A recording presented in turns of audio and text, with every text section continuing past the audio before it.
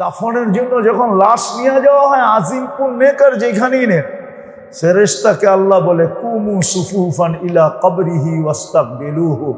Jalaluddin Suyuti লেখছে, আমি লিখি নাই, উনি হাদিস নকল করছে। আল্লাহ ফেরেশতাদেরকে বলবে 2 লাইনে কবর পর্যন্ত দাঁড়াও, আমার বান্দার শরীরকে স্বাগত জানাও। ফেরেশতা দাঁড়াবে 2 লাইনে।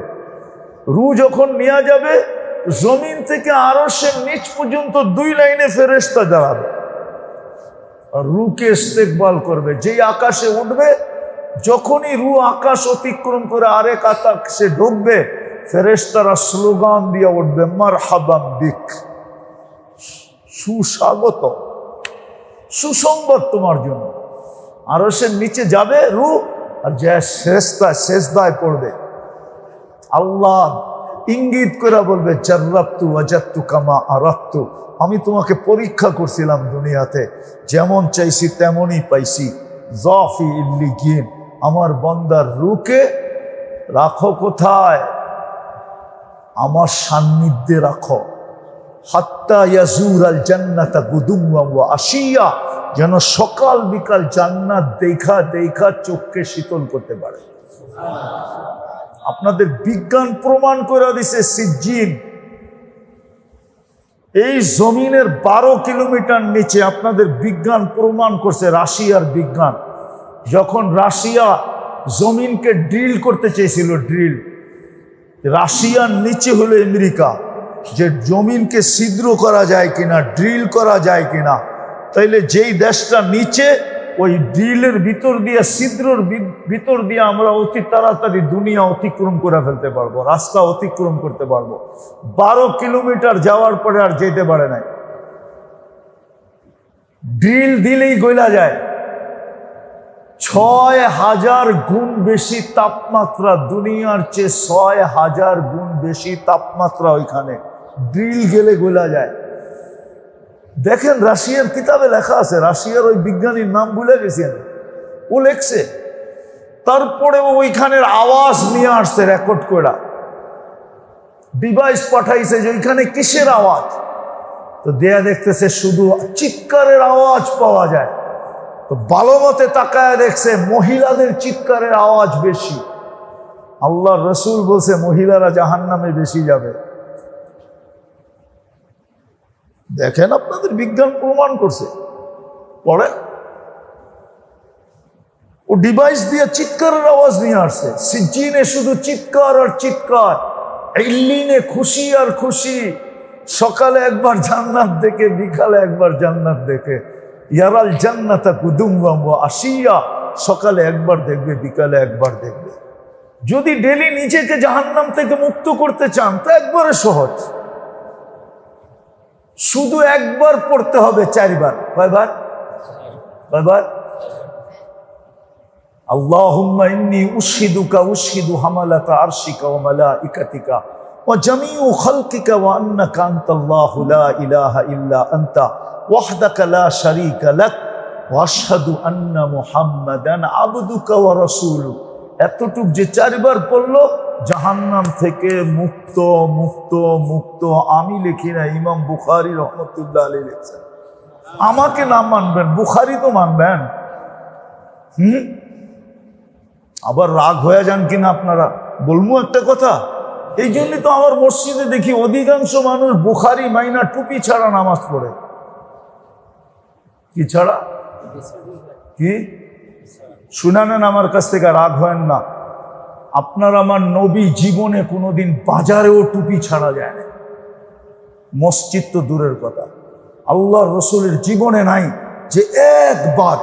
আল্লাহর রসুল ডেলি দুপুরে বাজারে যেতেন, মদিনা মুনাওয়ারায়, বাজারের হাল দেখার জন্য। বাজারের ভিতরে কেউ ধোঁকা দিতেছে না তো এটা দেখা, মনিটরিং করার জন্য যেতেন।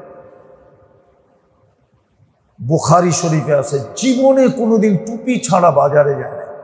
যেই রসুল টুপি ছাড়া বাজারে যায় না, ওই রসুল মসজিদে কি করে আসে টুপি ছাড়া?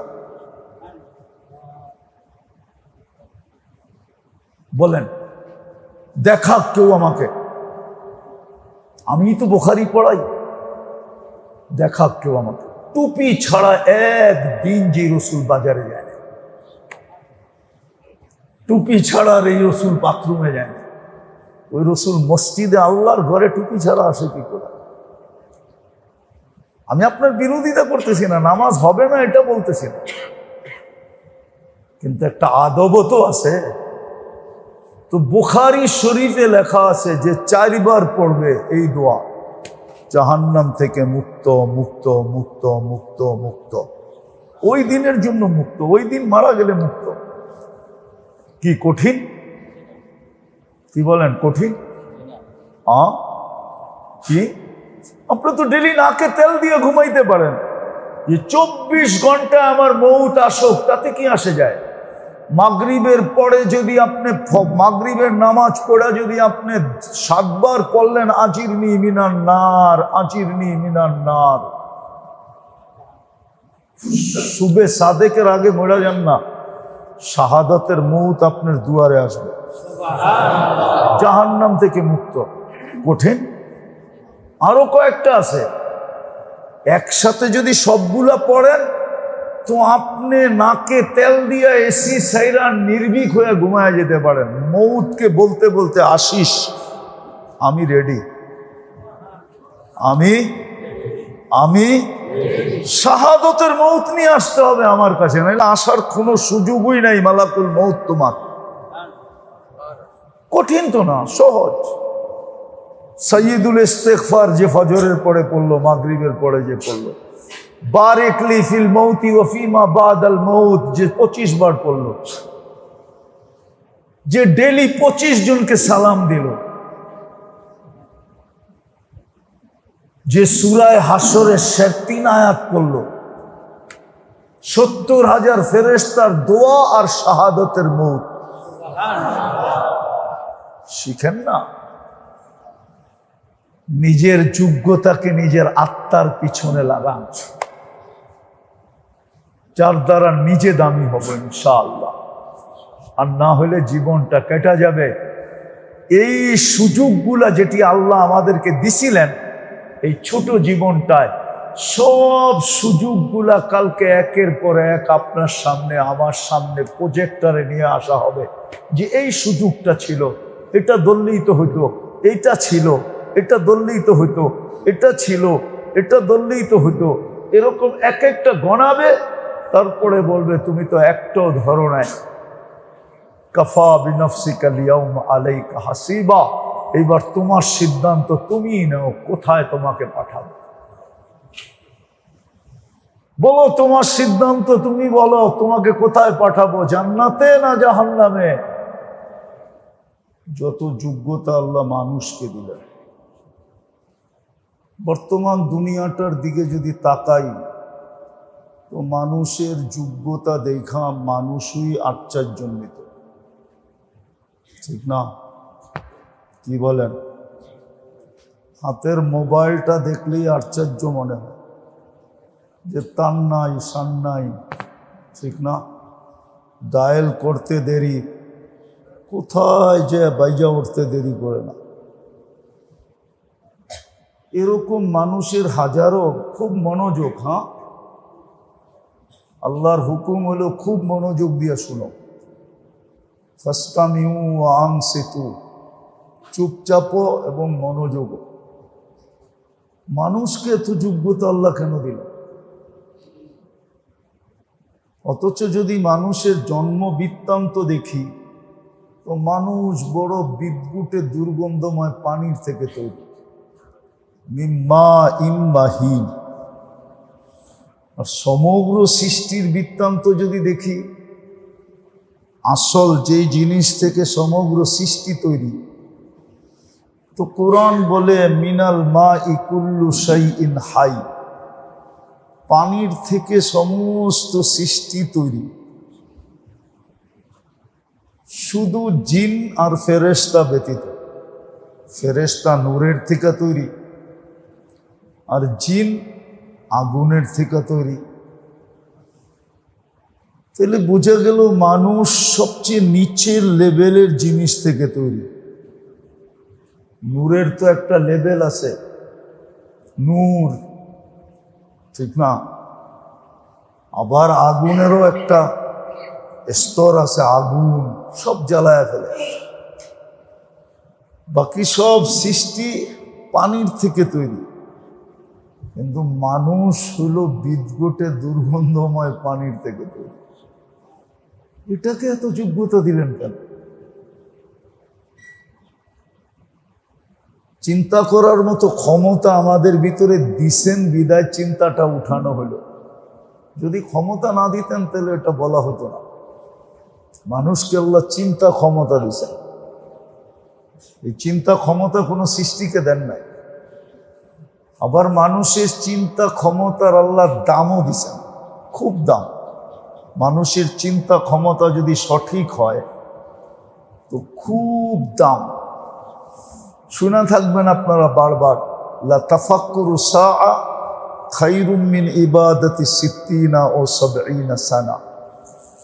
60-70 বৎসর ইবাদত করতে করতে যেখানে না পৌঁছবে, সামান্য সময়ের চিন্তা দ্বারা মানুষ সওয়াবের লাইনে এর চেয়েও আগে যেয়ে পৌঁছবে। তাইলে চিন্তার বড় দাম। চিন্তা ক্ষমতা আমাদের ভিতরে আল্লাহ দিছেন। মানুষের মতো চিন্তা ক্ষমতা আল্লাহ কোনো সৃষ্টিকে দেন নাই, ফেরেশতাকেও দেন নাই। আর এটা কোরআনে ইঙ্গিত আছে। আল্লাহ যখন ফেরেশতাকে জিজ্ঞাসা করছিলেন, জিনিসগুলার নাম যখন জিজ্ঞাসা করছিলেন, তো ফেরেশতারা একটাই জবাব দিছিলেন, লা ইলমা লানা ইল্লা মা আল্লামতানা। যতটুক শিখাইছেন এর বাহিরে আমাদের জানার কোনো ক্ষমতাই নেই। অথচ মানুষ চিন্তা ক্ষমতা দ্বারা অনেক কিছু জানতে পারে, যেটাকে আবিষ্কার বলে। মানুষের চিন্তা ক্ষমতা হলো বর্তমান আবিষ্কার। এটা চিন্তা ক্ষমতার বিকাশ, চিন্তা ক্ষমতার পাওয়ার। মানুষ পাখিকে দেখা চিন্তা করছে কিভাবে প্লেন বানানো যায়, বানায় ছেড়ে দিছে। মানুষ সমুদ্রে বাসার জন্য চিন্তা করছে, তো বড় বড় শিপ বানায় ছেড়ে দিছে, অথচ এটা লোহার তৈরি। এই জন্য মানুষকে চিন্তা করা উচিত, আমাকে কেন এত যোগ্যতা দিলেন? ভাবলে কিন্তু বিকাশ ঘটবে, নাহলে বিকাশ জীবনেও ঘটবে না। যে আমাকে এত যোগ্যতা আল্লাহ কেন দিলেন? মানুষের যোগ্যতা যেটার উপরে লাগে ওটাই চমকদার হয়ে যায়। চমকদার বুঝেন? ওটা আকর্ষণের পাত্র হয়। মানুষের যোগ্যতা যখন কাঠের উপরে লাগে তো ফার্নিচার রূপ নেয়, ওটা আকর্ষণের পাত্র হয়। লোহার উপরে লাগুক, যেটার উপরেই লাগুক, মানুষের চিন্তা যোগ্যতা যেটার উপরে লাগে। আপনি যদি বলেন আমি পরশ পাথর দেখি নাই, তাহলে আপনি বলতে পারেন যে দেখছি, মানুষের যোগ্যতাই পরশ পাথর। যেটার উপরে লাগে ওটাই আকর্ষণের পাত্র হয়। দেখেন ঘরে যে ইদানিং টাইলস লাগতেছে, এগুলো সব মাটি। কি টাইলস কি মাটির থেকে তৈরি হয় না? কিন্তু মানুষের যোগ্যতা লাগছে তো আকর্ষণের পাত্র হয়ে গেছে। পাঙ্খা ঘুরতেছে, এটাও লোহা। এসি চলতেছে, ওটা লোহার প্লাস্টিক। মানুষের যোগ্যতা যেখানে লাগে ওটা আকর্ষণের পাত্র হয়। এত যোগ্যতা মানুষকে কেন দিলেন?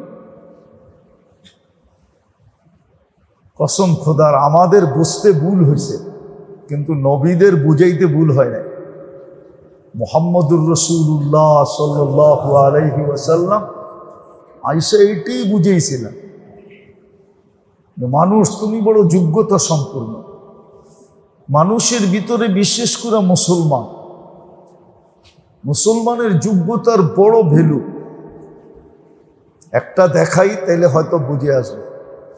দৃষ্টিশক্তি আমাদের একটা যোগ্যতা, ঠিক না? আমরা চোখে দেখি, ঠিক না? কিন্তু দেখাটা যদি ঠিক হয়, একটা উদাহরণ দিই।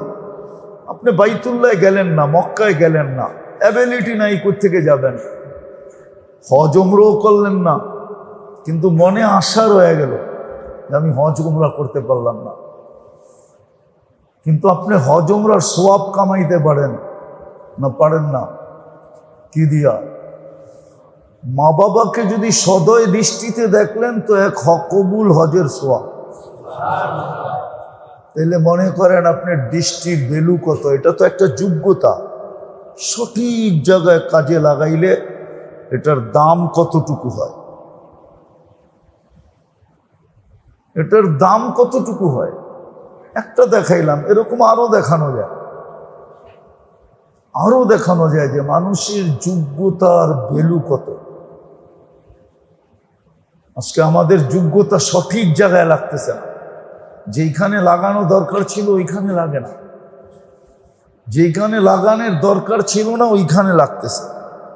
বিশেষ করে উম্মতে মুহাম্মদী, মুহাম্মদুর রাসূলুল্লাহ সাল্লাল্লাহু আলাইহি ওয়াসাল্লামের উম্মত।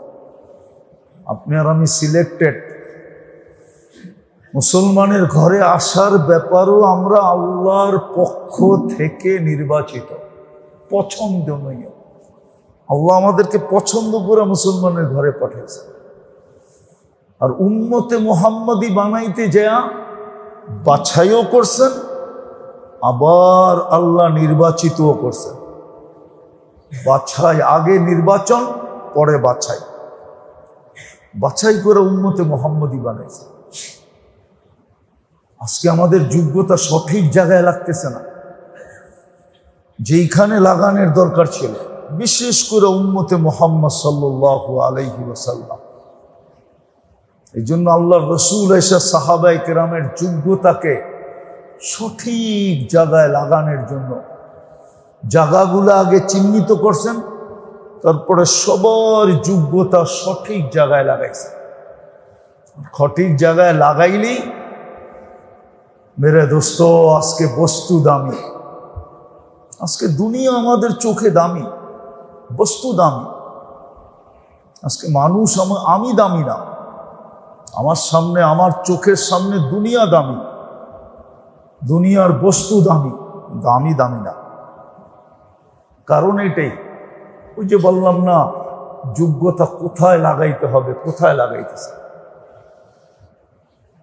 আজকে যোগ্যতা দুই জায়গায় লাগতেছে, কিন্তু দুই জায়গায় লাগানোর কথা ছিল না। যোগ্যতা, যোগ্যতা লাগানোর একটা কেন্দ্র ছিল, ওই জায়গায় যোগ্যতা লাগানোর কথা ছিল, যার দ্বারা ব্যক্তি দামি হতো। বস্তু দামি হোক আর না হোক, ব্যক্তিটা দামি হয়ে যেত। মুসলমান আল্লাহর কাছে দামি হতো। তাইলে আজকে মুসলমানের এই দুরবস্থার শিকার হতে হতো না। আজকে মুসলমান বড় দুরবস্থার শিকার।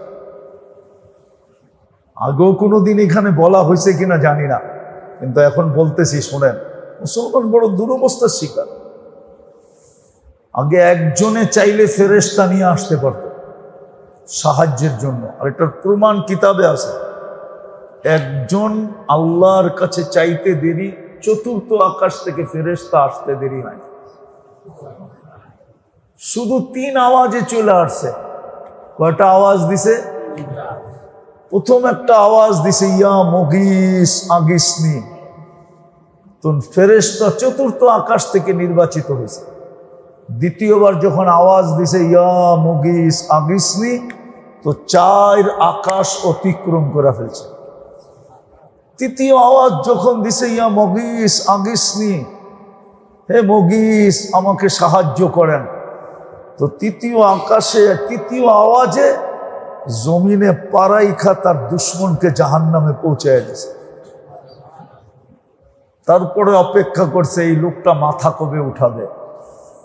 তো যখন সেজদার থেকে মাথা উঠাইছে, তো মুস্কি হাসি দিছে, জিজ্ঞাসা করছে তুমি কে?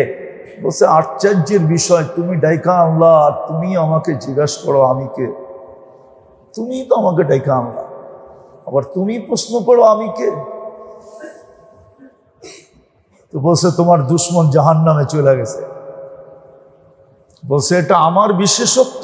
বলছে না, তোমার মতো নামাজ যে উপহার দিবে আর তোমার মতো শব্দগুলা দিয়ে যে ডাকবে, তার জন্য আমি কিয়ামতের সকাল পর্যন্ত অপেক্ষা করব। একজনের ডাকে ফেরেশতা, একজনের ডাকে ফেরেশতা। ইবনে ওমর রাদিয়াল্লাহু তাআলা আনহু থেকে রিওয়ায়াত আছে, আজকে 250 কোটি মুসলমান চোখের পানি ঝরাইতেছে। 250 কোটি বাদ দিলাম, আলেম ওলামারও তো 24 ঘন্টা চোখের পানি ঝরায় আল্লাহর সামনে। রাতের অন্ধকারে উঠা উঠা কাঁদে, দুনিয়ার অবস্থার উপরে সাহায্য চাইতেছে, কিন্তু সাহায্যের কোনো চিহ্নই দেখা যাইতেছে না। হ্যাঁ, ফিলিস্তিনের 60 লক্ষ ফিলিস্তিনি চোখের পানি ঝরাইতেছে। এরকম আরো শত জায়গা আছে যেখানে মুসলমান রাত দিন চোখের পানি ঝরায়, আতঙ্কের ভিতরে দিন কাটায়, আর দিলের থেকে 24 ঘন্টা আল্লাহর কাছে দোয়া করে, আল্লাহ সাহায্য চাই, সাহায্য চাই, সাহায্য চাই। আমি সবগুলো খুলে বলতেছি না, কিন্তু আসে না কেন? যোগ্যতা দিছিলেন আল্লাহ আমাদেরকে। মেরে দোস্ত, কথা লম্বা করলে বুঝে আসবে এমন না, অল্প কথাও বুঝে আসে। যোগ্যতা দিছিলেন শুধু এক জায়গায় লাগানোর জন্য। আজকে যোগ্যতা লাগতেছে বটে, হয়তো দেহটার জন্য যোগ্যতা লাগতেছে। এই দেহটা নাদুস নুদুস কিভাবে হবে? 3টা শব্দে বলা যায় যে দেহটা ভালো খাবে কি করে, ভালো পড়বে কি করে, ভালো জায়গায় থাকবে কি করে। এটার জন্য আমাদের যোগ্যতা লাগতেছে। কি অস্বীকার করতে পারবেন? এটাই তো লক্ষ্য বস্তু, যে আমার দেহটা ভালো খাক, ভালো ব্র্যান্ডের খাওয়া খাক, ঠিক না? কি ভালো কাপড় চোপড় পড়ুক, ঠিক না?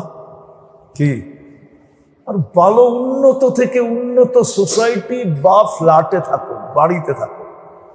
আরেকটা যোগ করা যায়, ভালো থেকে গাড়িতে কিভাবে চলবে, বাহন হিসাবে আমার উন্নত থেকে উন্নত কিভাবে হবে। এই 4টা দেহের সাথে সম্পর্কিত, এটার পিছনে আমাদের যোগ্যতা লাগতেছে। আরেকটা যদি বলি যোগ্যতা লাগার, সেটা হলো মনের পিছনে যোগ্যতা লাগতেছে। মন যা চায় যোগ্যতা ওইভাবেই ব্যবহার হতেছে। এই জন্য বললে আরেক শব্দে বলা যায়, আমাদের যোগ্যতা শুধু শরীরের খোরাকের জন্য, খোরাক বোঝেন তো, শরীরের আহারের জন্য। আর আমাদের যোগ্যতা ব্যয় হইতেছে মনের আহারের জন্য। শরীরের আহার হলো দুনিয়ার সমস্ত উন্নত জিনিস, এটা শরীরের আহার। শরীর এটাই পছন্দ করে।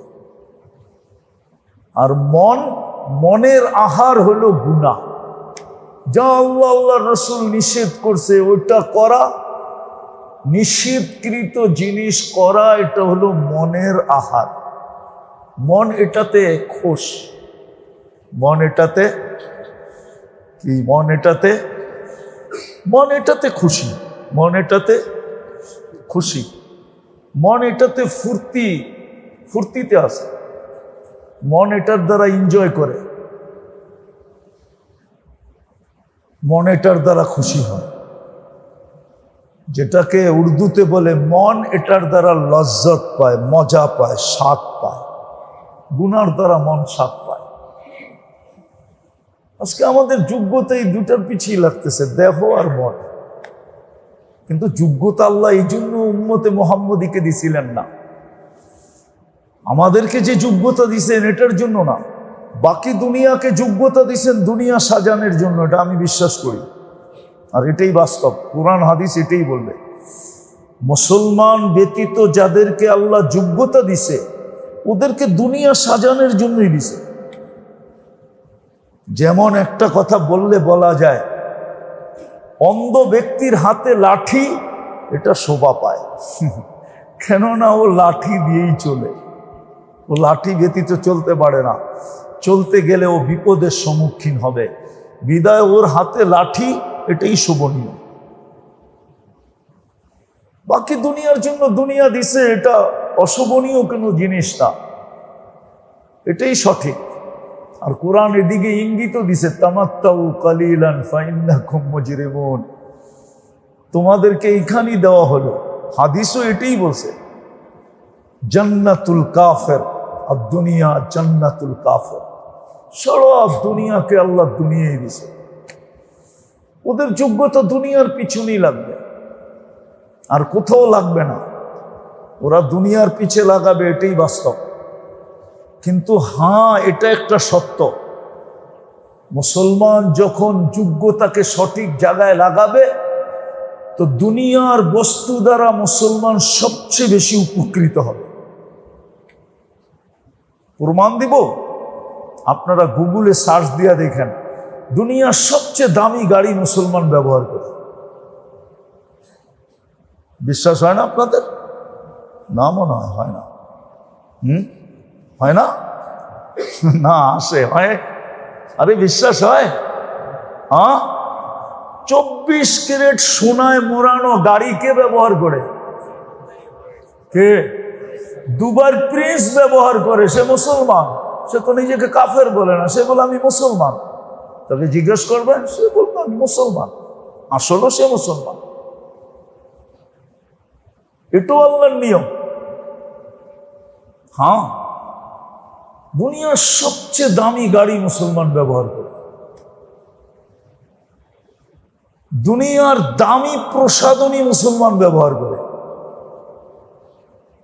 আপনি দেখেন বিল গেটসের হাতে রাডু ঘড়ি আছে কিনা, দেখেন আপনি, ওর ঘড়ি পাবেন আপনি, ইন্টারনেটে দেওয়া আছে।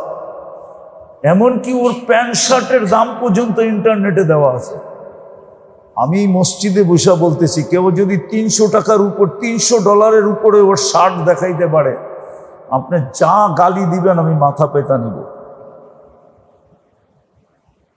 দুনিয়ার সবচেয়ে ব্র্যান্ডের জিনিস মুসলমান ব্যবহার করে। আপনি রাডু যান, দুনিয়ার দামি দামি যত ঘড়ি আছে যান, ওয়েবসাইটে যেয়ে দেখেন কারা ব্যবহার করে। দুনিয়ার দামি খাওয়া কারা খায়? আরে বলেন না, KFC সবচেয়ে বেশি কারা খায়? হ্যাঁ, আলবাইক সবচেয়ে বেশি কারা খায়? মুসলমান। এটা আল্লাহ রসুলের, আল্লাহর ইঙ্গিত ছিল যে হ্যাঁ, ওদের জন্য দুনিয়া। কিন্তু তোমরা যখন সঠিক জায়গায়, আজকে যতটুকু ব্যবহার করতেছি এর চেয়ে কোটি গুণ বেশি করতে পারতাম যদি আমাদের যোগ্যতা সঠিক জায়গায় লাগতো। আমাদের যোগ্যতা 2 জায়গায় লাগতেছে, হয়তো দেহ না হয় মন। মুসলমান খোরাকের পিছনে 2 জায়গায়কে খোরাক দিতেছে, খাদ্য দিতেছে, একটা দেহ আর একটা তার মন। মনের খোরাক হলো গুনাহ। আজকে মুসলমান গুনায় অভ্যস্ত। মুসলমানের গুনাহ দেখলে কান্না আসে যে উম্মতে মুহাম্মদী হয়ে আসে, এই গুনাহ করে কি করে? বড় কান্না আসে। যদিও আল্লাহ সতর্ক করেন, আলহামদুলিল্লাহ সুম্মা আলহামদুলিল্লাহ, আমরা বেঁচে গেছি আমাদের নবীজির কারণে, আমাদের নবীজির চোখের পানির কারণে। নবীজি আল্লাহর কাছে দোয়া করছিলেন যে দেখতেছি আমাকে যা খবর শুনাইতেছেন, অতীত উম্মতের ইতিহাস যা আমাকে আপনি জানাইতেছেন, সব উম্মতকে তো আপনি সমূলে ধ্বংস করে দিচ্ছেন, আমার উম্মতকে কি সমূলে ধ্বংস করবেন? তো আল্লাহ বলছে, না বন্ধু, আপনার উম্মতকে আমি সমূলে ধ্বংস করব। আল্লাহ রসুলের চোখের পানিতে বেঁচে গেছে। নইলে বড় দুঃখ লাগে এই সমাজে বাস করা। যদিও হাস্যকর ব্যাপার, কেউ লেখছে বাংলাদেশে কোনো বাংলাদেশি মানুষ নাই। বাংলাদেশে কোনো বাংলাদেশি কেন? বাংলাদেশে তো 2 দলের 2 দেশের মানুষ, হয়তো অর্ধেক ব্রাজিল নাইলে অর্ধেক আর্জেন্টিনা, ঠিক না? কি এই 2 দলের 2 দেশের মানুষই তো এই দেশে, ঠিক না? কি বলেন? 2 দেশের মানুষ না? অর্ধেক কোন দেশের আর অর্ধেক এই দেশের মানুষ তো এই দেশে নাই। আমাদের মাথায় কি ঢুকলো? এরকমই ভুলে গেলাম নবী রসুলকে, এরকমই ভুলে গেলাম আল্লাহকে। সারাদিন ভোগ করি আল্লাহটা, একটু কি মাথায় আসে না যে আমি আল্লাহর ভোগ করি কতটুকু আর আমি আল্লাহকে মানি কতটুকু? আমি নবীর এহসান মাথার উপরে নিলাম কতটুকু আর আমি মুহাম্মদুর রাসূলুল্লাহকে স্মরণ করি কতটুকু, কাল কিয়ামতের দিন ওনার প্রয়োজন হবে আমার কতটুকু, কবরে গেলে ওনার প্রয়োজন আমার কতটুকু হবে। কখনো নিজেকে প্রশ্ন করছেন যে কবরে ওনার প্রয়োজন কতটুকু হবে, কাল কিয়ামতের মাঠে ওনার প্রয়োজন কতটুকু হবে, আজকেও ওনার প্রয়োজন আমার কতটুকু। কোরআন তো ইঙ্গিত দিছিল, ওয়াস্তাগফারা লাহুর রাসূল, ওয়াস্তাগফারুল্লাহ ওয়াস্তাগফারা লাহুর রাসূল। আল্লাহ তো বলছিলেন আপনার উম্মত যদি আমার কাছে মাপ চায়, আমি ওর গুনার দিকে দেখবো না, ওর চেহারার দিকে দেখবো না, আমি তো খাতা উল্টায় দেখবো আপনি ওর পক্ষে না বিরুদ্ধে। আপনি যদি ওর পক্ষে হন, লাওয়াজাদুল্লাহ তাওয়াবার রহিমা, আমি ওর তওবাও করব, কবুল করব, গুনাহও মাফ করব, ওর জন্য দয়ার ছাতা হয়ে দাঁড়ায় যাবে। কোরআন তো এই কথা বলতেছে, কোরআন তো সুস্পষ্ট এটা বলতেছে। ইমাম বুখারী তো সুস্পষ্ট লিখতেছে, কবরের প্রথম প্রশ্ন হবে মা কুনতা তাকুলু ফি হাদার রাজুলি মুহাম্মাদিন, বলো আমার বন্ধুর রঙে তুমি কতটুকু রঙিন ছিলা। মান রব্বুকা পরে জিজ্ঞেস করবে। ইমাম বুখারী বলে আমি বুখারী বলতেছি, ইমাম মুসলিম বলে আমি ইমাম মুসলিমের কথা বলতেছি। প্রথম জিজ্ঞাসা করবে আমার বন্ধুর রঙে কতটুকু রঙিন, যার উম্মত বানায়া তোমাকে হিরু বানাইছিলাম। কুনতুম খায়রা উম্মাহ, তুমি সমস্ত উম্মতের ভিতরে হিরু, বাকি উম্মতকে আমি জিরু বানায়া দিছি। ওই বন্ধুর উম্মত বানায়া সুহাদা আলান নাস, তোমাকে কিয়ামতের দিন আমার পক্ষে সাক্ষী হিসাবে আমি নির্ধারণ করছি। আপনি কিয়ামতের দিন আল্লাহর পক্ষে সাক্ষী হিসাবে দাঁড়াবেন। তোমাকে এতটুকু সম্মানিত করছি, সব উম্মত আমাকে ডাকতে ডাকতে গলা শুকায় ফেলছে। আমি সাড়া দিছি কি দিছি না এটা আমি জানি, দুনিয়া জানে না, কিন্তু তোমাকে প্রতি রাত্রে আমি ডাকি। হাল মিন মুস্তাগফির ফাগফির আলা, বুখারীতে আছে। প্রতিদিন রাত্রে আমি তোমাকে মাফ করার জন্য ডাকি, কেননা তুমি আমার বন্ধুর উম্মত। আমি চাই না তুমি গুনাহ নিয়ে কবরে আসো, আমি ডেলি রাত্রে তোমাকে ডাকি মাফ করার জন্য। ওই নবীর উম্মত হওয়ার কারণে প্রতি রাত্র আপনি আল্লাহর ডাক পাইতেছেন। হন না গুনাহগার, তাতে কি আসে যায়? আল্লাহ তো গুনাহগারকেই প্রতি রাত্রে ডাকে, নেককারকে তো ডাকে না। আল্লাহ তো প্রতি রাত্রে আসামিকে ডাকে, যে আল্লাহর দরবারে আসামি যত বড়ই হোক না কেন, ইল্লা আইয়ুশরিক, যদি শিরক না করে থাকে, যত বড় গুনাহ করো। পরিধি কতটুকু এটাও তো হাদিসে আছে, লাউ বালাগাত যুনুবুকা ইনানাস সামা, তোর গুনাহ যদি আকাশের পরিধিকে ভরেও দেয়, আকাশ ভেদ করে উপরে চলে যায়, ফাস্তাগফারতানি, তুই আমার কাছে মাপ চাইলি, গফারতু লাকা, তোর গুনাহ মাফ করে দিব, ওয়ালা উবালি, আমি তাকায় দেখবো না তুই কত গুনাহ করলি। আপনি কার উম্মত হওয়ার কারণে? উম্মতে মুহাম্মদ হওয়ার কারণে। এক রাত্র 83 বছর। বলুক আপনাদের ইমাম সাহেব কোন উম্মতকে দিছে কিনা, বলুক এই মাদ্রাসার উস্তাদরা ছাত্ররা কোন উম্মতকে আল্লাহ এই সুযোগ দিচ্ছেন কিনা। লাইলাতুল কদর এত বড় মর্যাদা, এক রাত্র 83 বছর। তো কবরে প্রথম জিজ্ঞাসা করবে বন্ধুর রঙে কতটুকু রঙিন ছিল বলো, বন্ধুকে কতটুকু চিনতে তুমি বলো, তোমার সাথে বন্ধুর সম্পর্ক ছিল কতটুকু বলো। এই কথাটাই প্রথম জিজ্ঞাসা করবে, কতটুকু ছিল তুমি ওনার রঙে রঙিন। হ্যাঁ, জবাব দিতে পারলে, প্রমাণ দিতে পারলে ফেরেশতা হাসবে আর বলবে জানতাম তুমি জবাব দিতে পারবে। দেখো ওই যে জান্নাত তোমার দিকে তাকায় আছে। হ্যাঁ হ্যাঁ, সত্য এটাই, যার উম্মত হলাম আমরা।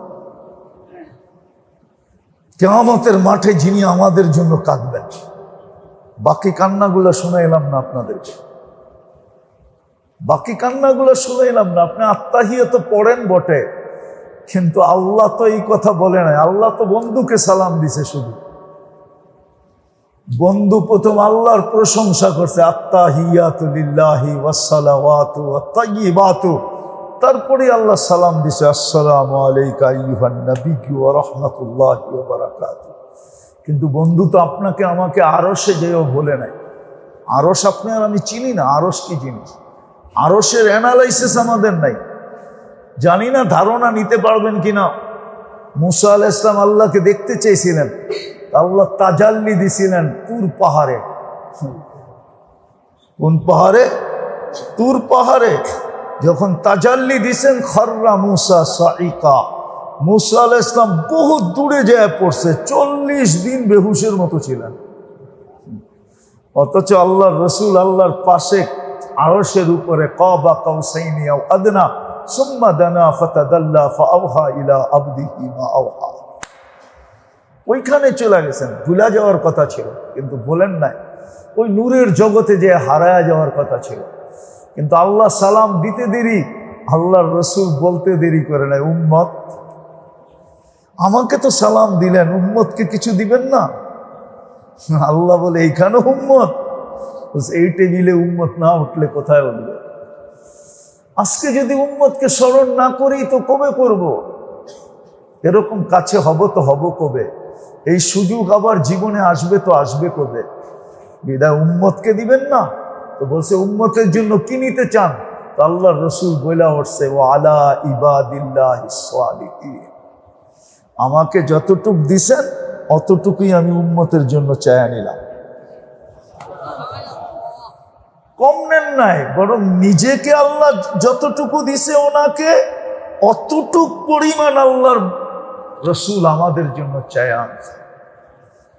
আগে একটা কথা কিতাবে পাওয়া যায়, আনতা রব্বুল করিম আনা নবিয়্যুর রহিম, যুক্তি দিছে আপনি রব্বে করিম, আমি নবী রহিম।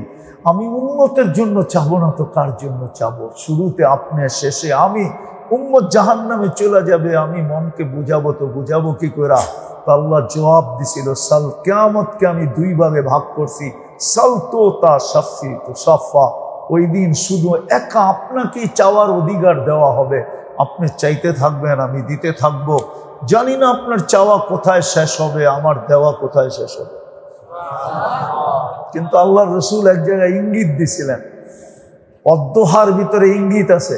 আল্লাহ যখন আল্লাহ রসুলকে বলছিলেন, সাউফা ইউতিকা রাব্বুকা ফাতারদা, আপনাকে আমি রাজি করে ছাড়বো, তো হাদিসের কিতাবে আছে আল্লাহ রসুল হাত উঠায় বলছিল, লান আরদা হাত্তা ইয়াকুনা ওয়াহিদ মিন উম্মতি ফিন নার, আমার শেষ উম্মত জাহান্নামের ভিতরে, একজন উম্মত যতক্ষণ পর্যন্ত জাহান্নামে থাকবে আমি আপনার উপর রাজি হব না, চাইতেই থাকবো, চাইতেই থাকবো, চাইতেই থাকবো, সুপারিশ করতেই থাকবো। আল্লাহ বলছেন সাফি তো সফা, কিয়ামতের দিন যিনি একা উম্মতি বইলা চিৎকার দেবে, কসম খোদার আমাদের যোগ্যতা লাগতেছে না, শুধু লাগতেছে দেহর জন্য, শুধু লাগতেছে আত্মার জন্য। আরে রুহের, মনের জন্য, আত্মা না মন। আর মনের খোরাক, দেহের খোরাক 24 ঘন্টা আমাদের এটার উপর। আমাদের মনের খোরাক হলো গুনাহ, আর দেহের খোরাক হলো এই দুনিয়ার আসবাব, যেটার পিছনে আমাদের শ্রম লাগতেছে। নাইলে বলেন, 2 দিন আগেই দেখতেছিলাম, ঘুম তো আসে না, গভীর রাত্রে আসছি প্রোগ্রাম থেকে, 3টার সময় দেখতেছি মানুষ আর মানুষ। আরে এত মানুষ কেন 3টার সময়? জিজ্ঞাসা করলাম, তো 1 ঘন্টা পরে খেলা শুরু হবে। আসেন আপনারা? খেলা শুরু হওয়ার পরের থেকে নিয়ে 4 বার সিগন্যাল চলে আসছে। এই মাসে 4 বার ভূমিকম্প হয়েছে ঢাকাতে। একটু কি দেখেন না ভেনিজুয়েলা কিভাবে উল্টায় দিল? কি করবেন উল্টায় দিলে? মার্শাল কোর্টে যে আল্লাহর বিরুদ্ধে কেস করবেন? কোন জায়গায় কেস করবেন বলেন? যদি উল্টায় দিল কি করবেন? 4 বার তো সিগন্যাল দিল। একদিকে ফজরের নামাজ চলতেছিল আর একদিকে চিল্লাচিল্লি চলতেছিল।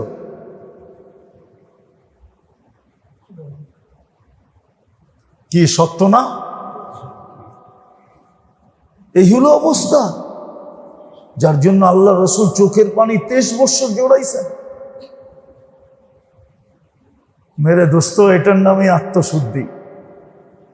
যোগ্যতা কোথায় লাগাইতে হবে শিখেন, আত্মার উপরে লাগান। আত্মা, নিজেকে দামি বানান, দামি। হায়, দুনিয়ার মানুষের সেলুট নিয়ে কি হবে? দুনিয়ার মানুষ সেলুট দেয় তো আর দেয় কতক্ষণ? আমরা তো মাঝে মাঝে দেখি, রিটায়ার্ড জেনারেলকেও দেখি, কিন্তু উনিও যখন ওনার এয়ারপোর্টে, উনিও যখন ওনার ক্যান্টনমেন্টে যায় তো শুধু স্যার বলে, আর সেলুট দেয় না। শুধু স্যার বলে, কি সেলুট দেয়? কি বলেন আপনারা, কি বলেন? আরে ইংরেজি শিক্ষিতরা কি বলেন? দেয় সেলুট? না, বলছে সেলুট তো একে দিতাম না, আর কাদের স্টারকে দিতাম। কাদের স্টার নাই, সেলুট কেন? মানবতার খাতিরে সিনিয়র হিসাবে স্যার বলি। লাগান আত্মার উপরে, ফেরেশতা সেলুট দিবে, ফেরেশতা। মানুষের সেলুট আর কি? মানুষ কতক্ষণ সেলুট দেয়? আমরা কি এই সমাজে বাস করি না? আমরা তো কত সেলুটও দেখলাম, আবার কত জুতার মালাও দেখলাম। যারা সেলুট দিছে তারাই আবার জুতার মালা পড়াইছে। দুনিয়ার সেলুট কতক্ষণ? সেলুট তো হলো ফেরেশতা। তাতানাজ্জালু আলাইহিমুল মালাইকা, কুরআন ইঙ্গিত দিয়েছেন ফেরেশতা তোমাকে স্বাগত জানায়া নিতে আসবে, সেলুট দিয়া নিতে আসবে, অভয় দিয়া নিতে আসবে। আল্লাহ তাখাফু ওয়ালা তাহসানু, বলবে ভয়ও নাই, চিন্তাও নাই। ফেরেশতা তোমাকে দেখাইতে দেখাইতে নিয়ে যাবে। আবশিরু বিল জান্নাতিল্লাতী কুনতুম তুআদুন, জান্নাতের সেক্টর গুলা এইখানে বৈশা বৈশা দেখাবে, পর্দা সরায়া সরায়া দেখাবে, দেখায়া দেখায়া নিয়ে যাবে। চলো চলো চলো চলো চলো। বাকি আরো লম্বা হাদিসে আছে। প্রটোকল শুধু জমিনে হবে না। হ্যাঁ, এক রেওয়ায়েতে আছে দাফনের জন্য যখন লাশ নিয়ে যাওয়া হয় আজিমপুর নেকার যেখানেই নেন, ফেরেশতাকে আল্লাহ বলে কুমু সুফুফান ইলা কবরিহি ওয়াস্তাকবিলুহু। জালালউদ্দিন সুয়ুতি লেখছে, আমি লিখি নাই, উনি হাদিস নকল করছে। আল্লাহ ফেরেশতাদেরকে বলবে 2 লাইনে কবর পর্যন্ত দাঁড়াও, আমার বান্দার শরীরকে স্বাগত জানাও। ফেরেশতা দাঁড়াবে 2 লাইনে। রু যখন নিয়ে যাবে জমিন থেকে আরশের নিচ পর্যন্ত 2 লাইনে ফেরেশতা দাঁড়াবে, আর রুকে ইস্তেকবাল করবে। যেই আকাশে উঠবে, যখনই রু আকাশ অতিক্রম করে আরেক আকাশে ঢুকবে, ফেরেশতারা স্লোগান দিয়ে উঠবে, মারহাবাম বিক, সুস্বাগত, সুসংবাদ তোমার জন্য। আরশের নিচে যাবে রু, আর যে সেজদায় পড়বে, আল্লাহ ইঙ্গিত করে বলবে জাররাবতু ওয়াজাদতু কামা আরাদতু, আমি তোমাকে পরীক্ষা করছিলাম দুনিয়াতে, যেমন চাইছি তেমনই পাইছি। যাফি ইল্লিগিন, আমার বান্দার রূকে রাখো কোথায়? আমার সান্নিধ্যে রাখো। হাত্তা ইয়াজুর আল জান্নাতা গুদুওয়া ওয়া আশিয়া, যেন সকাল বিকাল জান্নাত দেখা দেখা চোখকে শীতল করতে পারে। আপনাদের বিজ্ঞান প্রমাণ করে দিছে, সিজ্জিন এই জমিনের 12 কিলোমিটার নিচে, আপনাদের বিজ্ঞান প্রমাণ করছে, রাশিয়ার বিজ্ঞান, যখন রাশিয়া জমিনকে ড্রিল করতে চেয়েছিল, ড্রিল, রাশিয়ার নিচে হলো আমেরিকা, যে জমিনকে ছিদ্র করা যায় কিনা, ড্রিল করা যায় কিনা, তাইলে যেই দেশটা নিচে, ওই ড্রিলের ভিতর দিয়ে, ছিদ্রর ভিতর দিয়ে আমরা অতি তাড়াতাড়ি দুনিয়া অতিক্রম করে ফেলতে পারবো, রাস্তা অতিক্রম করতে পারবো। 12 কিলোমিটার যাওয়ার পরে আর যেতে পারে নাই, ড্রিল দিলেই গলা যায়।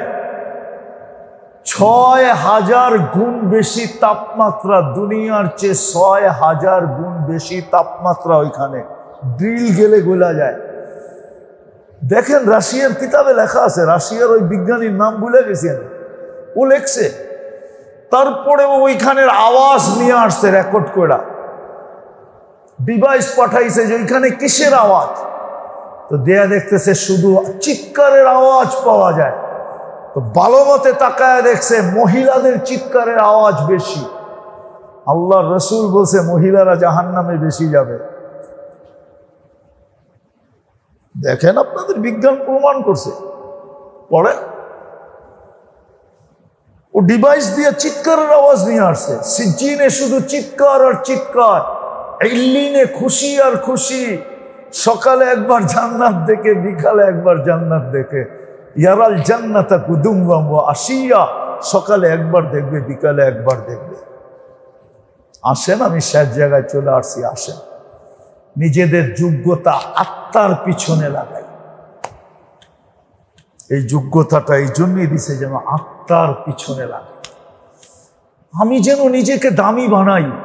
এটা বক্তৃতা দিয়ে হবে না, এটা শিখতে হবে। কিন্তু আমরা তো শিখতে চাই না। এটা ওলামাদের সোহবতে শিখতে হবে, আল্লাহওয়ালাদের সোহবতে শিখতে হবে। সাহাবায়ে কেরাম আল্লাহর রসুলের 23 বৎসর সোহবতে থেকে শিখছেন। কেউ 23 বৎসর, আবার কেউ 23 দিন, কেউ সামান্য মুহূর্তে। কেননা ওই আগুন এরকমই আগুন ছিল, লোহা দিতে দেরি, রং হইতে দেরি হতো না। আল্লাহ রসুলের সোহবতই এরকম ছিল। নাইলে আপনি ভাবেন এই লোকটা কয়েক মিনিটে এরকম হইল কি করে যে 100 উটের নিশায় আল্লাহর রসুলকে দুনিয়ার থেকে বিদায় করে দিতে যাইতেছেন। ওমর রাদিয়াল্লাহু তাআলা আনহু 100 উটের নিশা। কিন্তু যখন কোরআনের আয়াত শুনছেন তো একরকম চেঞ্জ। দরজায় যায় যখন দারে আর কামে টোকা দিছে, তো আল্লাহ রসুল টোকা দিয়েই বুঝা ফেলছে। হামজা রাদিয়াল্লাহু তাআলা আনহু সর্বপ্রথম চিনছেন যে এটা তো উমরের টোকা। টোকাই বলে 1 টোকা হবে, আওয়াজই বলে কে? আল্লাহর রসুল বলতে আসতে দাও, বলছে ওমর, বলছে আসতে দাও। যখন ইসলাম গ্রহণ করেই প্রথম প্রশ্ন ছিল, উনি ইসলাম গ্রহণ করার সাথে সাথে নামাজে রক্ত হয়েছে। জিজ্ঞাসা করছে নামাজ কই পড়বেন? দারে আর কামে। বলছে মনে তো চাই বাইতুল্লাহ পড়ি। আমি আসলাম, বাইতুল্লাহ নামাজ পড়বেন না, পড়বেন দারে আর কামে, তো আমি আইসা লাভটা হইল কি? চেঞ্জ, এক নজরে চেঞ্জ। বলছে হামজা তুমি পিছে থাকো, আমি আগে থাকি। নামাজ বাইতুল্লাহর ছায়ায় হবে। আজকে আমি জানবো আর আমার জাতি জানবে। যে ঘোষণা দিছে বাইতুল্লাহ নামাজ হবে। স্ত্রীকে বিধবা করতে মন চায়, বাচ্চাদেরকে এতিম করতে মন চায়, তো আয়সা বাধা দাও। কেন মক্কা জানতো যে উমর যদি খেপা গেল তো খেপেই গেল। কেননা সবাই ভাবতে ছিল আজকে উমর অন্য রঙে আসছে, রং চেঞ্জ। আজকে কি ঘটাবে দুনিয়াও জানে না, কেউ বাধা দেয় না। আল্লাহ রসুল সালাম ফিরেই বলছে আনতাল ফারিকু বাইনাল ইয়াউমি বাইনা আনতাল ফারিকু বাইনাল হক্কি ওয়াল বাতিল। তুমি হক বাতিলে ডিভাইডেড করে দিলা। আনতাল ফারুক আল আজম, ওইখানেই ফারুকে আজম ওনার লকব হয়। আল্লাহ রসুলের সোহবতে 23 বৎসর। আপনাকেও আমাকে সোহবতে থেকে শিখতে হবে। আর এই মহল্লার জন্য তো বড় সুযোগ আছে। আল্লাহ মাদ্রাসা আপনাদের মহল্লার কোলের ভিতরে দিয়ে দিছে।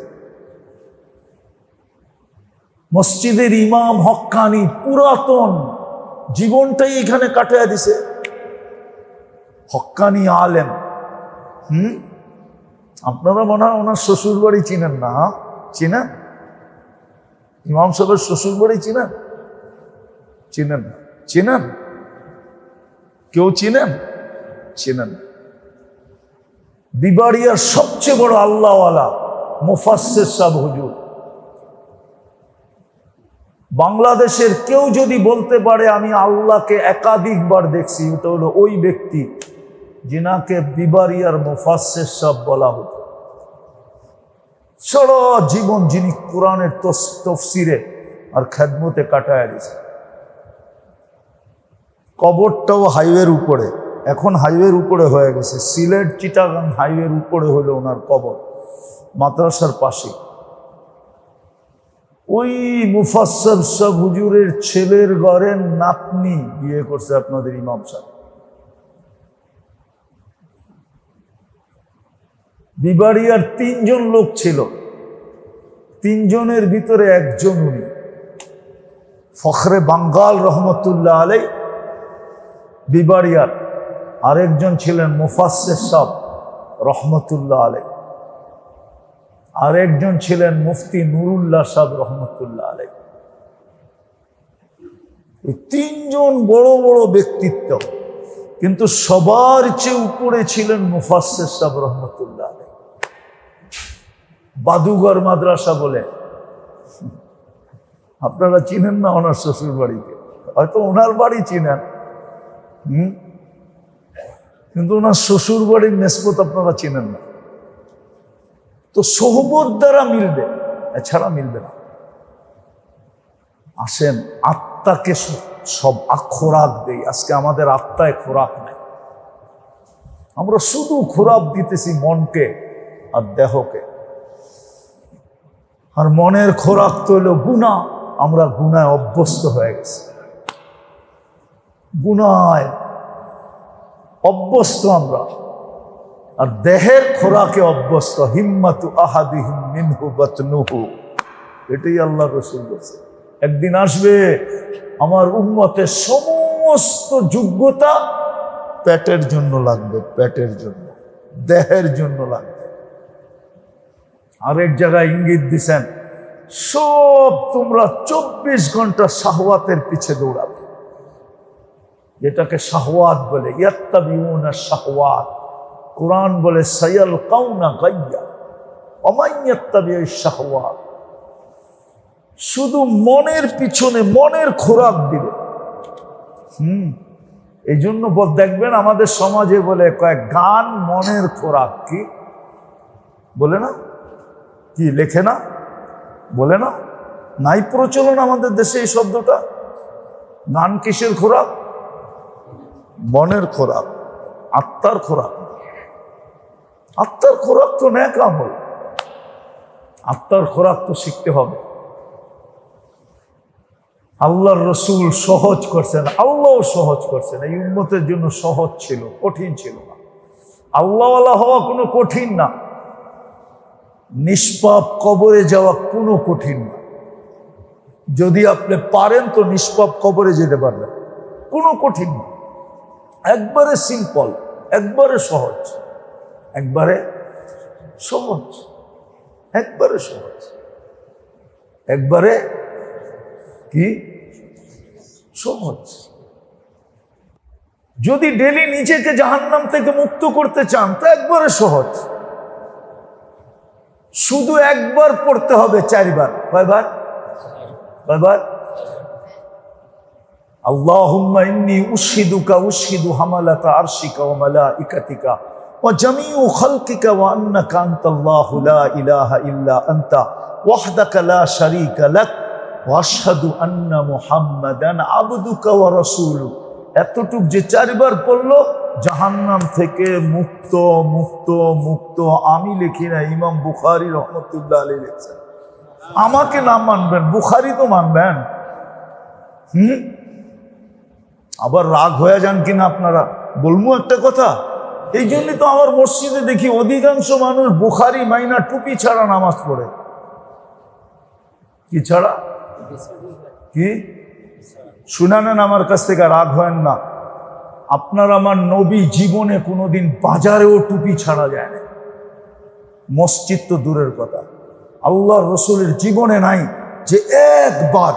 আল্লাহর রসুল ডেলি দুপুরে বাজারে যেতেন, মদিনা মুনাওয়ারায়, বাজারের হাল দেখার জন্য। বাজারের ভিতরে কেউ ধোঁকা দিতেছে না তো এটা দেখা, মনিটরিং করার জন্য যেতেন। বুখারী শরীফে আছে জীবনে কোনোদিন টুপি ছাড়া বাজারে যায় না।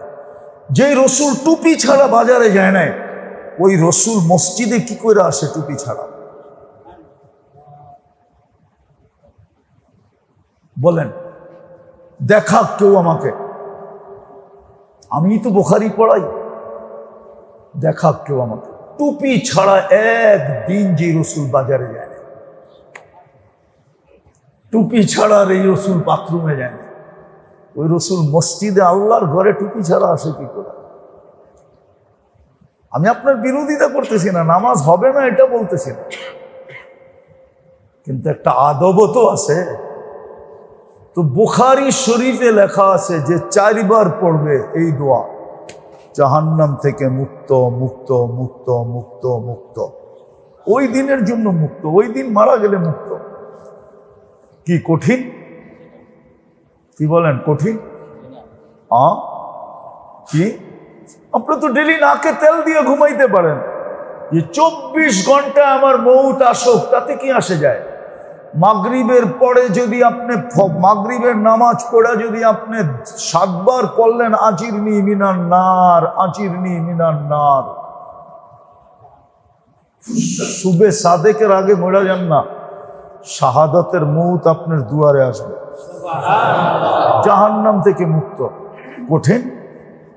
আরো কয়েকটা আছে, একসাথে যদি সবগুলা পড়েন তো আপনি নাকে তেল দিয়ে এসি সাইরা নির্ভীক হয়ে ঘুমায় যেতে পারেন, মৌতকে বলতে বলতে আসিস আমি রেডি, আমি আমি শাহাদতের মৌত নিয়ে আসতে হবে আমার কাছে, নাহলে আসার কোনো সুযোগই নাই মালাকুল মৌত তোমার। কঠিন তো না, সহজ। সাইয়্যিদুল ইস্তিগফার যে ফজরের পরে পড়লো, মাগরিবের পরে যে পড়লো, বারিক লি ফিল মৌতি ওয়া ফিমা বাদাল মৌত যে 25 বার পড়লো, যে ডেলি 25 জনকে সালাম দিল,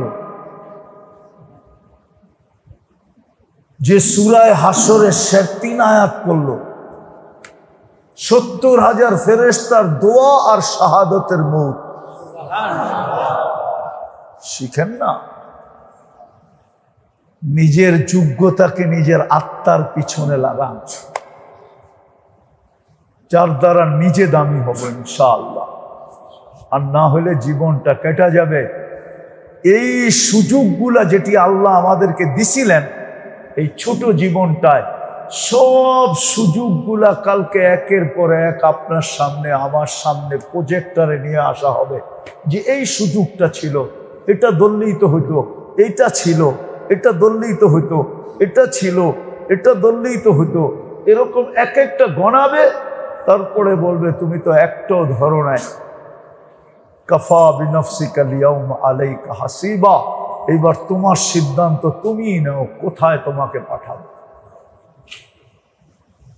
বলো তোমার সিদ্ধান্ত, তুমি বলো তোমাকে কোথায় পাঠাবো, জান্নাতে না জাহান্নামে। সুযোগগুলো তো কাজে লাগাইলাম, এই জন্য আসেন, আল্লাহ আমাদেরকে তৌফিক দেখ।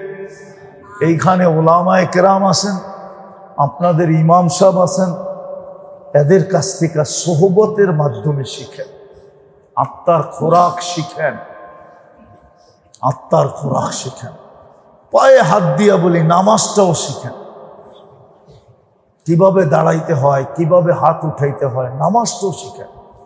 আমরা মাঝে মাঝে কারো কারো নামাজ দেখি কিন্তু কিছু বলি না, বলতে পারি না, কেননা জানি বিপদে হিতে বিপরীত না হয়ে যায়। নামাজ যখন দেখি তখন দিলে বড় ব্যথা লাগে। 2 দিন আগেই আমি পড়াইতেছিলাম, আমার ছেলেরও সাক্ষী আছে। ইবনে আব্বাস রাদিয়াল্লাহু তাআলা আনহু এক ব্যক্তিকে বলতেছিল, এই নামাজ, যেই নামাজ তুমি পড়লা, এই নামাজ নিয়ে যদি মরা যাও তাহলে মুত্তা আলা গায়রা ফিতরাতিন নবী সাল্লাল্লাহু আলাইহি ওয়াসাল্লাম, তুমি মুহাম্মদুর রাসূলুল্লাহর দ্বীনের উপরে মরতে পারবে। নামাজটাও শিখে। আমরা মাঝে মাঝে দেখি পিছে, কখনো কখনো দেখি, কিন্তু বলি না, কিচ্ছু বলি না, বলতে সাহস পাই না, হিতে যদি বিপরীত হলো। কিন্তু পায়ে হাত দিয়া বলি শিখেন। একদিন 2 রাকাত নামাজ পড়া রুকুটা ঠিক হইল কিনা ইমাম সাহেবের সামনে দাঁড়ায় রুকুটাকে ঠিক করে আনেন, সেজদাটাকে ঠিক করে আনেন, জলসাটাকে ঠিক করে আনেন, রুকুতে কতক্ষণ থাকতে হয় এটা ঠিক করে আনেন, সেজদায় কতক্ষণ থাকতে হয় এটাকে ঠিক করে আনেন, কয় তাসবিহ পড়তে হয় এটা ঠিক করে আনেন। ইনশাআল্লাহ নামাজ আপনাকে জান্নাতে পৌঁছাবে। সত্য পৌঁছাবে, নামাজ আপনাকে জান্নাতে পৌঁছাবে, আত্মার খোরাক আপনাকে জান্নাতে পৌঁছায় দেবে। আল্লাহ আমাদেরকে বুঝার আমল করার তৌফিক দান করেন। শিখবেন তো? ওলামাদের সোহবত নিজের জন্য জরুরি মনে করেন। হ্যাঁ, যদিও আমার সমাজ ওলামাদেরকে তেমন লাইক করে না, জানে হুজুররা জানেই কি আর আমাকে শিখাইবই কি, আমরা তো বড় বড় ডিগ্রিধারী, এরা জানেই কি আর আমাকে শিখাইবই কি। আচ্ছা বুঝলাম আপনি পিএইচডি করলেন, তাতে কি আসে যায়, কিন্তু বাড়ি বানানোর সময় যদি ইঞ্জিনিয়ারের যোগ্য শিক্ষা আর আপনার পিএইচডি একদিকে রাখা হয়, তো শিক্ষা তো আপনারটাই বড়, আপনার পিএইচডি হোল্ডার, ঠিক না? কিন্তু ইঞ্জিনিয়ার তো শুধু ইঞ্জিনিয়ার, তাও বিল্ডিংয়ের ইঞ্জিনিয়ার, ঠিক না? কিন্তু আপনি ওনার কাছে যেয়ে বসে থাকেন কেন? ওই সময় তো বলেন না আমি এত বড় ডিগ্রিধারী, আমি ওর কাছ থেকে ম্যাপ আনবো কেন, ওর কাছ থেকে আমি নকশা আনবো কেন, আবার এতগুলা টাকা কেন দিব? ওইখানে তো বলেন না, ওইখানে তো শয়তান আপনাকে এটা বলায় না। একজন এমবিবিএস ডাক্তার আর একজন পিএইচডি হোল্ডার, পিএইচডি যে পড়ছে, পিএইচডি যে পুরা করছে, ওর সামনে একজন এমবিবিএস ডাক্তার কি বলেন না? আপনারা তো শিক্ষিত মানুষ, একজন প্রফেসরও আছে, ওই যে প্রিন্সিপাল আছে কলেজের, বলুক, উনি জবাব দেখ আমাকে। একজন পিএইচডি হোল্ডারের সামনে একজন এমবিবিএস কি বেশি? হ্যাঁ, কিন্তু পিএইচডি ওয়ালা কেন চিকিৎসার ব্যাপারে এমবিবিএস কে ফলো করে? বোঝা গেল ওইখানে শয়তান বলে না, শুধু এইখানেই শয়তান বলে। বরিশালের প্রবাদ বাক্য আছে, মুই কি কম বুঝি, মোরে বুঝাইতেই। শুধু এইখানেই শয়তান বলে। আমরা তো শিক্ষিত, আমাদেরকে হুজুররা কি বুঝাবে? আরে আমিও মানি আপনি শিক্ষিত, কিন্তু আমি যেই বিষয়ে পারদর্শী আপনি ওই বিষয়ে পারদর্শী না। এটাই দুনিয়ার নিয়ম। যে যেটা নিয়ে সারাদিন ঘাটে ওর শরণাপন্ন হওয়া, এটাই হলো বুদ্ধিমানের কাজ, এটাই বুদ্ধি। আপনি একদিকে বড়, আমি এটা মানি, দুনিয়ার দিকে আপনি আমার চেয়ে হাজারো গুণ বেশি উপরে, এটা আমি মানি। কিন্তু আরেক দিক দিয়ে আমাদের মক্তবের ছেলেও হতে পারে আপনার চেয়ে উপরে। কেননা ও কোরআনের একটা শব্দ মাখরাজের বাহিরে উচ্চারণ করবে না, না, না। আপনি পিটাইলেও করাইতে পারবেন না। এই মক্তবের ছেলেকে পিটাইলো, আপনি যদি ওরে বলেন আইনের জায়গায় হামজা বাহির করতে পারবে না, কারণ ওর সেট হয়ে গেছে। আইনের জায়গায় আইন সেট হয়ে গেছে, ও আইনের জায়গায় আইনই বলবে, হামজার জায়গায় হামজাই বলবে, হায়ের জায়গায় হাই বলবে, হায়ের জায়গায় হাই বলবে। যেটা হায় হাওয়াজ, ওটাকে আওয়াজ দিয়েই বলবে। যেটা গলার থেকে বলার, এটা গলার থেকেই বলবে। ওর সেট এরকম, উস্তাদরা সেট করে দিছে। কয়টা মাখরাজ জানি? কোরআন শরীফের হরফ মাখরাজ 17টা, হরফ 29টা। ওস্তাদরা সেট করে দিছে ওর গলার ভিতরে। আপনি ওকে পিটাইলেও ওইখানের বাহিরে নিতে পারবেন না, অথচ দেখা যাবে আপনার সেট হয় নাই। রাগ হয় না। এই জন্য উলামাদের সোহবতে আসে, আল্লাহওয়ালাদের সোহবতে যান। আমাদের দেশটা বড় রত্নের দেশ, আপনি জানবেন না আমাদের দেশটা কত, এই দিক দিয়ে কত রত্নের দেশ। এই জন্য আমি বলি, যদিও আমার এই ডায়লগ প্রসিদ্ধ, আমাদের দেশ বাংলাদেশ নড়ে চড়ে কিন্তু পড়ে না। কি নড়ে চড়ে কিন্তু, নড়ে চড়ে কিন্তু মনে হয় বোঝেন না। কি বুঝছেন? ভূমিকম্প বারবার আসে, কোনো বিপর্যয় হয় না আলহামদুলিল্লাহ। ইনশাআল্লাহ কোনোদিন হবেও না। যা পেপারে লেখে টেকে আমি পড়ি দেখি, কিন্তু আমার বিশ্বাস হয় না যে বাংলাদেশ পড়বে কোনোদিন, বিপর্যয় হবে, হবে না ইনশাআল্লাহ। না, বাংলাদেশের মতো এরকম রত্ন দুনিয়ার কোনো দেশে নাই। 40,000-এর উপরে হেফজোখানা, হাজার হাজার মাদ্রাসা। এতটুক জায়গার ভিতরে দুনিয়ায় কোনো জায়গা নাই এতগুলা মসজিদ। 2.5 লক্ষর উপরে মসজিদ এতটুকু একটা জায়গার ভিতরে। আপনি বলবেন ইন্দোনেশিয়া 5 লক্ষ মসজিদ। আপনি ইন্দোনেশিয়া চিনেন? আমি ইন্দোনেশিয়া 8 বার গেছি, আমাকে চিনাইতে হবে না। আমি এক মাথার থেকে আরেক মাথা চিনি ইন্দোনেশিয়া। ইন্দোনেশিয়া শেষ হয়েছে পাপুয়া গিনিতে যায়, জয়াপুরা হইল লাস্ট বর্ডারও। হ্যাঁ, মধ্যখান থেকে জাকার্তার থেকে 6 ঘন্টা লাগে প্লেনে জয়াপুরা যেতে, যেটা পাপুয়া গিনি 2 ভাগে ভাগ, অর্ধেক ইন্দোনেশিয়া অর্ধেক অস্ট্রেলিয়া। ওইখানে যেতে 6 ঘন্টা লাগে প্লেনে। আমি নিজে গেছি জাকার্তা টু জয়াপুরা, 6 ঘন্টার ফ্লাইট, ঢাকা টু জেদ্দার সমান। ওর জমিন 17,800 দ্বীপ, 45% দ্বীপ ওর খালি পড়ে আছে। 33টা প্রদেশ। কয়টা? হ্যাঁ, আমি 8 বার গেছি ইন্দোনেশিয়া। কিন্তু এতটুক ছোট জায়গার ভিতরে 2.5 লাখ মসজিদ। ভাবলে মাথা নষ্ট হয়ে যায়। প্যারাক মারতে মারতে আল্লাহ এই জমিনকে মসজিদ আর মাদ্রাসা হেফজোখানা দিয়া এরকম হাট করে দিছে, এটা লড়বো চড়বো কিন্তু পড়বো না ইনশাআল্লাহ। একদিকে হেফজোখানার প্যারাক, আরেকদিকে মাদ্রাসার কিল প্যারাক, আরেকদিকে মসজিদের বড় বড় সুপার প্যারাক মাইরা এই জমিনকে আল্লাহ হাট করে দিছে। লড় চর কিন্তু পড়বি না। আমাদের দেশে বড় রত্ন আছে। কি যাবেন উলামা ইকরামের কাছে?